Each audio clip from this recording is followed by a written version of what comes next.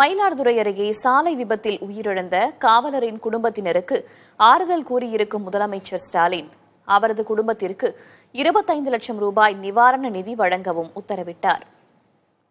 நாகப்பட்டினம் வெளிப்பாளையம் காவல் நிலையத்தில் காவலராக பணிபுரிந்து வரும் ராஜேஷ் என்பவர் பணிக்கு இருசக்கர வாகனத்தில் சென்றுள்ளார். சீர்காழி புறவழிச்சாலையில் நத்தம் அருகே சென்றபோது சாலை நடுவே இருக்கும் தடுப்பில் எதிர்பாராத விதமாக அவரது வாகனம் மோதி விபத்தில் சிக்கியது. இந்த விபத்தில் படுகாயமடைந்த காவலர் ராஜேஷ் சம்பவ இடத்திலேயே உயிரிழந்தார். மேலும் அவருடன் பயணித்த அவரது சகோதரர் ராஜ்குமார் படுகாயங்களுடன் மருத்துவமனையில் அனுமதிக்கப்பட்டுள்ளார். இந்நிலையில் சாலை விபத்தில் உயிரிழந்த காவலர் ராஜேஷ் குடும்பத்தினருக்கு முதலமைச்சர் ஸ்டாலின் ஆறுதல் தெரிவித்ததுடன் அவரது குடும்பத்தினருக்கு 25 லட்சம் ரூபாய் நிவாரண நிதி வழங்கவும் உத்தரவிட்டார்.